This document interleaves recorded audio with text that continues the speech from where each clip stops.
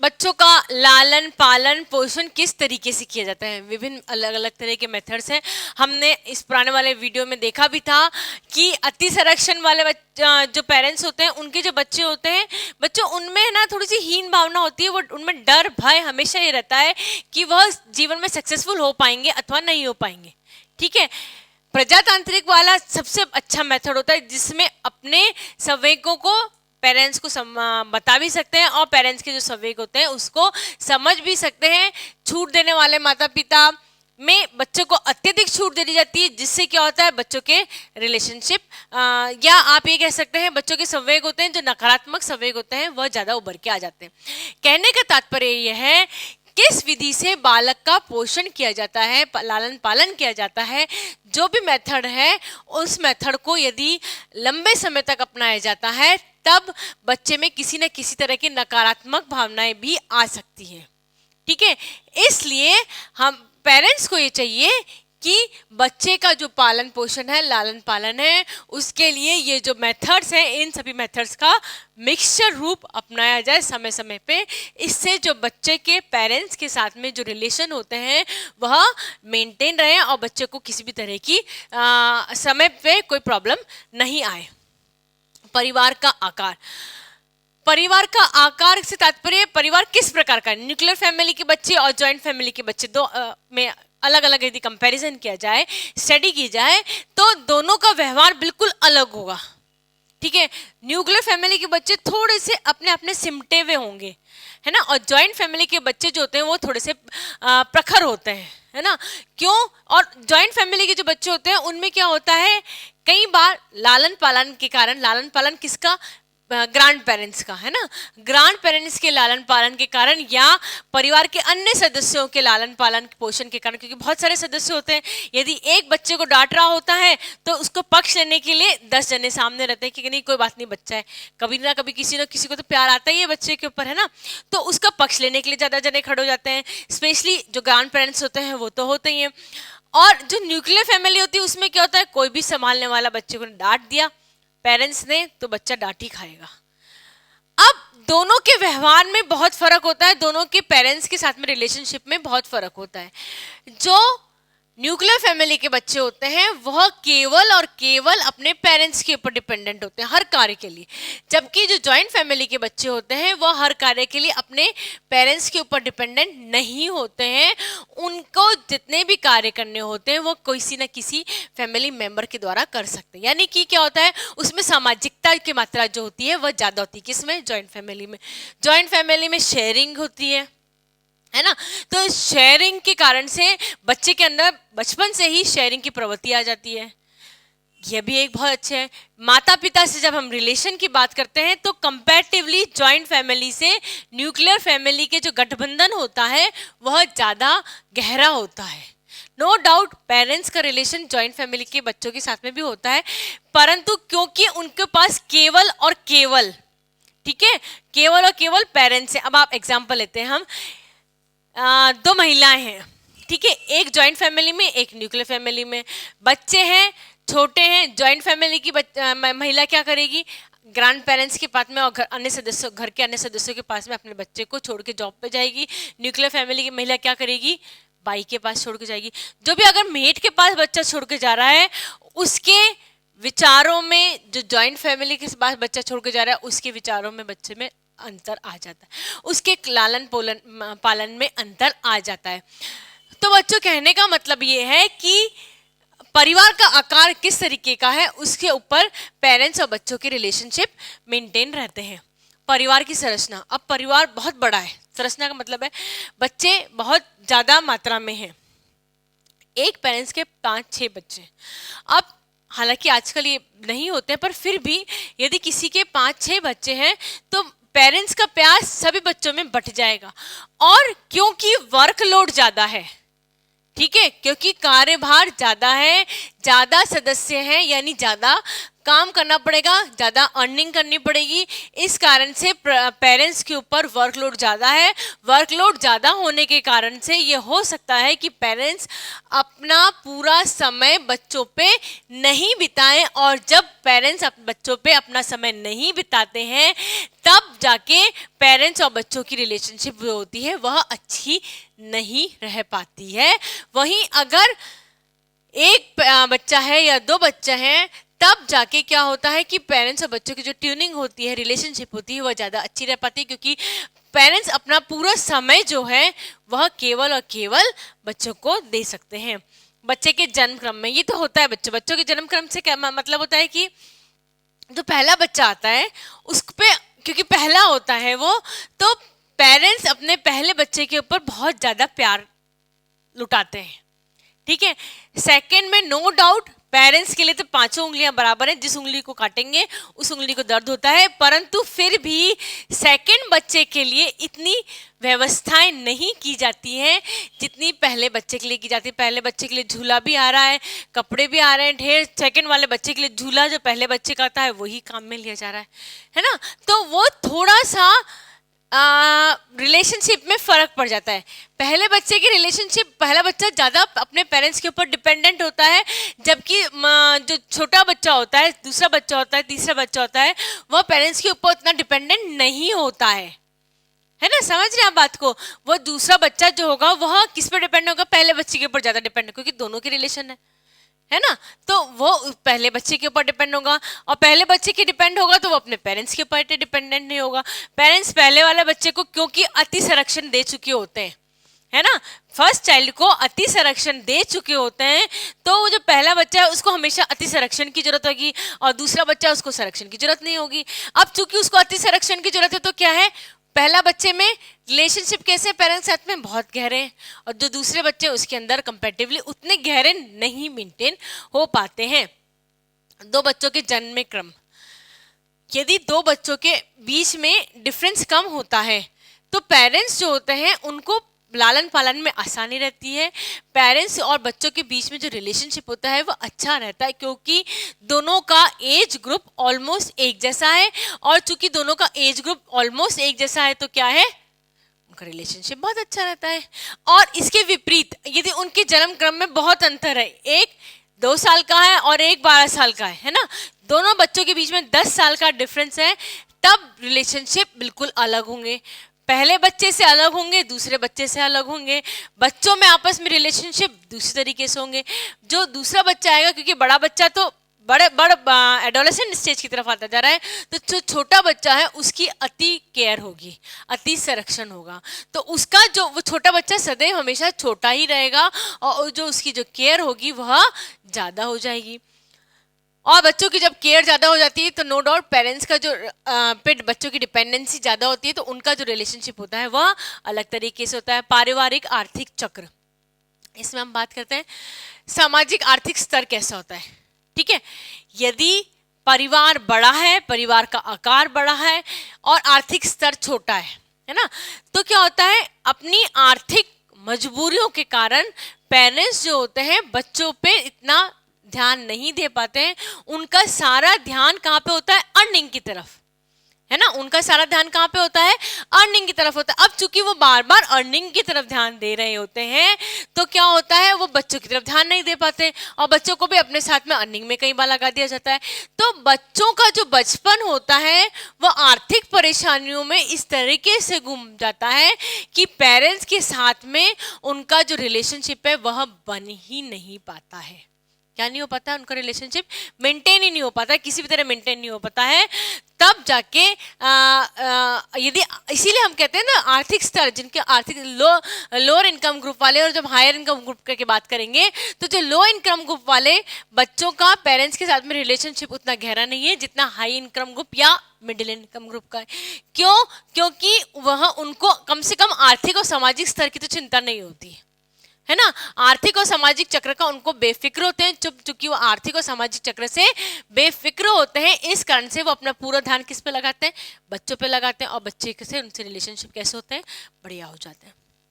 फिर है माता पिता का व्यवसाय, किस तरीके से माता पिता का, आप एग्जाम्पल लीजिए, एक कोई मिलिट्री मैन है, ठीक है, एक कोई बिजनेसमैन है, एक कोई टीचर है ना, और एक कोई हाउसवाइफ है। ये अलग अलग व्यवसाय हमने ले लिए। मिलिट्री मैन के बच्चे किस तरीके से होंगे, आप जिस इमेजिन करिए मिलिट्री मैन के बच्चों का रिलेशनशिप कैसा होगा, थोड़ा सा वह कठोर होंगे, नियम कायदे के पालन कराने वाले और करने वाले, क्योंकि खुद नियम कायदों का पालन करते हैं वो, तो अपने बच्चों को नियम कायदे का पालन कराएंगे, ठीक है।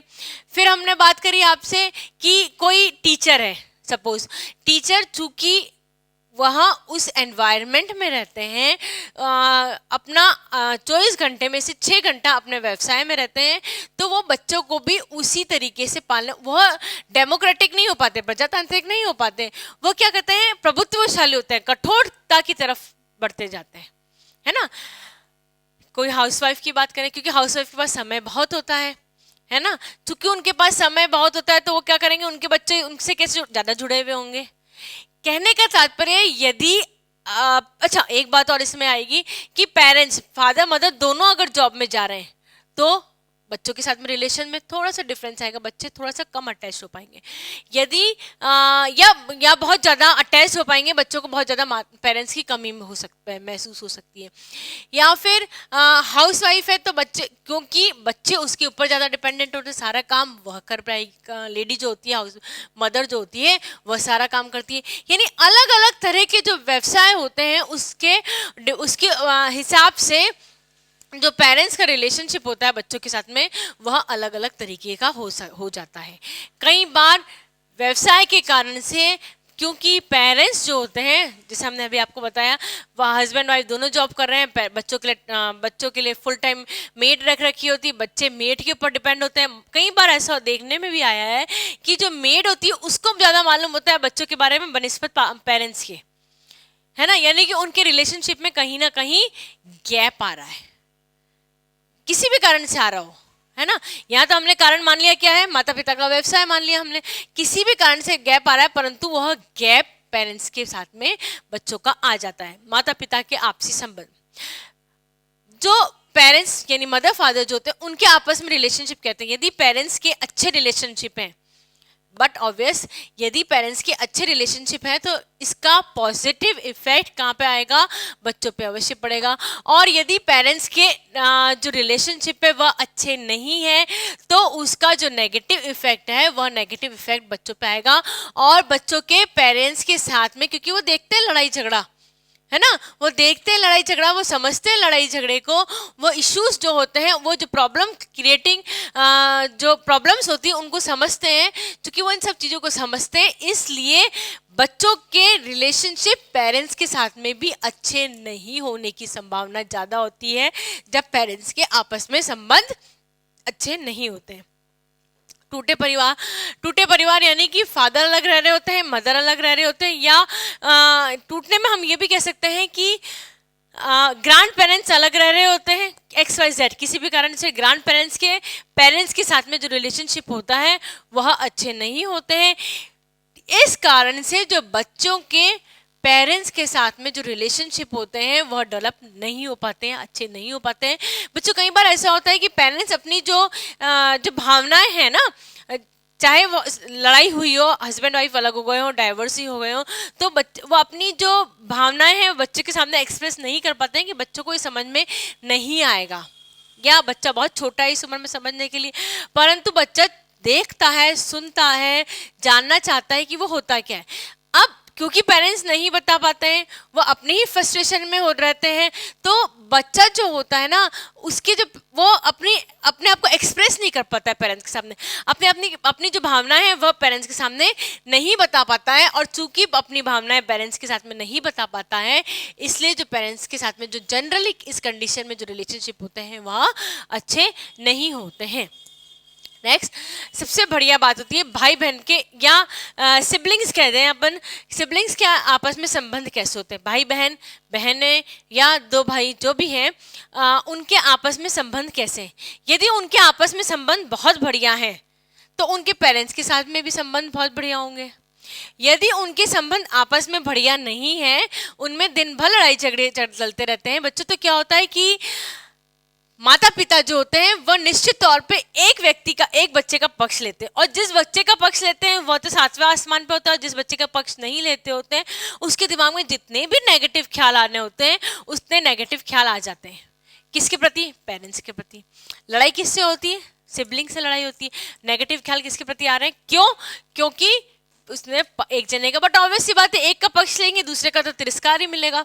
अब एक का पक्ष लिया जा रहा है दूसरे को तिरस्कार मिल रहा है तो नेगेटिव थॉट आ जाएगा। और यदि ये लंबे समय तक चलता रहा कहने का मतलब कि एक का लंबे समय तक पक्ष लिया गया और एक का लंबे समय तक पक्ष नहीं लिया गया, ऐसी इस परिस्थिति में जो पेरेंट्स के साथ में जो रिलेशनशिप होते हैं वह अच्छे मधुर नहीं रह पाते हैं। बालकों का स्वास्थ्य, बच्चों का स्वास्थ्य एक बहुत ही इंपॉर्टेंट रोल प्ले करता है। बच्चों का अगर स्वास्थ्य अच्छा है, ठीक है, यदि वो फिजिकली केपेबल हैं तो उनको अति संरक्षण देने की आवश्यकता नहीं है। बच्चे अपना रास्ता खुद बना लेते हैं खेलने कूदने के लिए। परंतु यदि उनका स्वास्थ्य बहुत बार बार खराब होता है, पेरेंट्स क्या होता है उनको अति संरक्षण देते हैं। बच्चे जो होते हैं पेरेंट्स के ऊपर बहुत डिपेंडेंट हो जाते हैं, क्योंकि उनका स्वास्थ्य अच्छा नहीं रहता है तो उनके रिलेशनशिप अच्छे रहते हैं, ठीक है। परंतु एक लंबे समय तक, बहुत लंबे समय तक एक्स वाई किसी कारण से हो जाता है तो जो बच्चे होते हैं ना वो फ्रस्ट्रेटेड हो जाते हैं। वह अपना जो नेगेटिव इमोशंस है, नेगेटिव इमोशंस जैसे बात करेंगे हम, जो क्रोध है वो क्रोध किसके ऊपर निकालते हैं? पेरेंट्स के ऊपर निकालते हैं। और पेरेंट्स के बीच का जो रिलेशनशिप है वो एक लिमिट तक तो ठीक रहता है, परंतु बार बार रिपीट होता रहता है तो इनका रिलेशनशिप खराब होने लग जाता है, क्योंकि पेरेंट्स को लगता है कि इसका स्वास्थ्य खराब है, मैं इसका ध्यान रख रहा हूँ और ये मुझ पे गुस्सा कर रहा है। अब बच्चे को लगता है, बच्चे को महसूस ही नहीं होता है कि वह गलत क्रोध गलत व्यक्ति के ऊपर निकल रहा है, क्योंकि उसके शरीर की कमजोरी आ जाती है और शरीर की कमजोरी आने के कारण से वह क्या नहीं कर पाता है, अपने आप को एक्सप्रेस नहीं कर पाता है। बालकों की आयु, अलग अलग आयु में अलग अलग तरीके के रिलेशनशिप होते हैं। हम बात करते हैं शैशवावस्था की, हम बात करते हैं एडोलेसेंट की, हम बात करते हैं युवावस्था की, है ना। अलग अलग एज होती है, इसमें अलग अलग तरीके से रिलेशनशिप होते हैं। जब शैशवावस्था होती है बच्चा पूरी तरीके से पेरेंट्स के ऊपर डिपेंडेंट होता है, पेरेंट्स बच्चे का पूरी तरह के ध्यान रखते हैं, यानी उनका जो रिलेशनशिप होता है वह मधुर होता जाता है। जैसे हम किशोरावस्था की बात करते हैं, हम किशोरावस्था एक बिल्कुल टर्निंग एज होती है, टीन एज जो होती है बिल्कुल टर्निंग एज होती है लाइफ की। इसमें हर चीज, हर, चाहे संवेग कह लीजिए, चाहे शारीरिक परिवर्तन कह लीजिए, चाहे व्यक्तित्व विकास कह लीजिए, जितने भी हम, चाहे मोटर डेवलपमेंट कह लीजिए, हर तरीके के डेवलपमेंट अपनी चरम सीमा पर होते हैं। और संवेग भी अपनी चरम सीमा पर होते हैं, शारीरिक परिवर्तन भी अपनी चरम सीमा पर होते हैं। बच्चे को इस बात का आभास ही नहीं हो पाता है कि वह क्या करने वाला है, क्या चाहता है, क्या करना है, और इसको इस समय करियर भी बनाना होता है, उसका चुनाव भी करना होता है। तो बच्चों के में तो हर चीज की अति होती है, और पेरेंट्स को जो होता है वो लाइट में दिखाई देता है कि हाँ हमारा बच्चा ये सही कर रहा है या ये चीज गलत कर रहा है। तो इस समय जो होता है ना, क्योंकि उसमें पूरा जोश होता है, एडोलेसेंट एज जो होती है, जो टीन एज होती है, उसमें बच्चों में पूरा जोश होता है कि हाँ वी विल डू दिस, और कैसे ना कैसे करके मैं इस चीज़ को कंप्लीट कर दूंगा, चाहे आर्थिक परेशानी हो, चाहे फिजिकल परेशानी हो, कोई भी परेशानी हो उसको चुटकी में बजा के हम दूर कर सकते हैं। उसमें क्या होता है, केवल जोश होता है। पेरेंट्स को क्या होता है, होश होता है। तो इस समय जो होते हैं ना, जनरल केस में पेरेंट्स की और जो बच्चों की वो होती है रिलेशनशिप, वो गड़बड़ा जाती है। बच्चा समझना नहीं चाहता है, पेरेंट्स अपना जो कठोर होता है रूप होता है, अति कठोर रूप होता है, वह अति कठोर रूप इस समय प्रदर्शित करते हैं। बच्चों को किसी भी प्रकार की छूट नहीं दी जाती है पेरेंट्स के द्वारा। तो इस समय, और बच्चा चाहता है कि वो मैं इस बात में कैपेबल हूँ, मैं ये बात कर सकता हूँ, तो बच्चा ये चाहता है। तो इस समय पेरेंट्स या बच्चे की रिलेशनशिप अच्छे नहीं हो पाते। जब बच्चों को अपना पेरेंट्स हीरो कब दिखाई देते हैं, जब वह 8, 9, 10 साल के होते हैं। इस समय जो पेरेंट्स होते हैं बच्चों के लिए आइडल होते हैं, एकदम परफेक्ट हीरो होते हैं। उन्हें लगता है कि हमारे पेरेंट्स सब काम कर सकते हैं, और जो रिलेशनशिप होती है ना बच्चों, इस समय सबसे परफेक्ट होती है। फिर हम बात करते हैं युवावस्था की। युवावस्था अर्ली स्टेज होती है, जब 18 से लेकर 20-21 साल तक की जो बात करते हैं। इस समय परिवर्तन हो जाता है, नो डाउट स्थायित्व आने लग जाता है, जॉब लगने लग जाती है, लाइफ में सेटलमेंट होने की तैयारी होने लग जाती है। इस समय संवेग थोड़े से कंट्रोल में आ जाते हैं, परिपक्वता आ जाती है। तो इस समय में भी जो पेरेंट्स के साथ में रिलेशन होते हैं वह अच्छे होते हैं। बालकों की संवेगात्मक परिपक्वता, बच्चे कितने अपने संवेगों को कंट्रोल कर सकते हैं, बच्चों के कितने जो संवेग है वो मैच्योर है।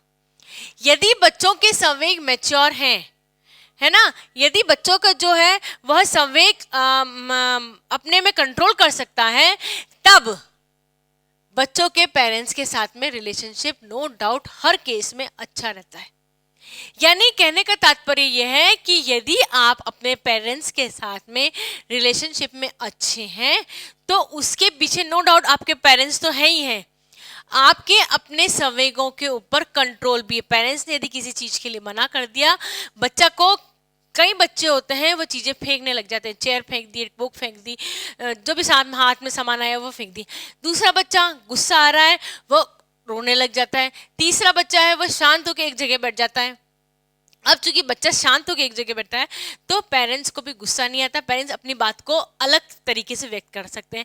और चूंकि अलग तरीके से व्यक्त कर दी गई है तो हो सकता है बच्चे को समझ में आ जाए और बच्चे के पेरेंट्स के रिलेशन मेंटेन रहे। अब बच्चा जब क्रोध, बात को समझाने की जगह बनिस्बत उस चीज के लिए क्रोध कर रहा होता है तो पेरेंट्स का भी क्रोध बढ़ जाता है। जब पेरेंट्स का भी क्रोध बढ़ रहा है, बच्चे का भी क्रोध बढ़ रहा है, दोनों के संवेगों पे कंट्रोल नहीं है, संवेग आपस में टकराते हैं और नो डाउट इनके जो रिलेशनशिप होते हैं वह बिगड़ जाते हैं। यानी कहने का तात्पर्य यह है बच्चों कि पेरेंट्स के साथ में रिलेशनशिप तो आपको बनानी ही है। इसके लिए पेरेंट्स जो होते हैं हमेशा जी तोड़ मेहनत करते रहते हैं, बच्चे को अलग अलग तरीके से लालन पालन करते हैं, बच्चे को संवेगों के ऊपर कंट्रोल कराते हैं, बच्चों को जितनी भी परेशानियां हैं उनसे दूर रखते हैं। अगर बच्चों को विभिन्न तरह की परेशानियों से दूर रखा जाए, उनके संवेगों को कंट्रोल किया जाए तो पेरेंट्स और बच्चों के जो रिलेशनशिप होते हैं वह मेंटेन रहेंगे, अच्छे रहेंगे। पेरेंट्स और बच्चे के रिलेशनशिप अच्छे रहेंगे तो परिवार में आपस में जो संबंध होते हैं वह अच्छे रहेंगे और हमारा जो समाज है उसकी जो नींव होती है वह मजबूत रहती है।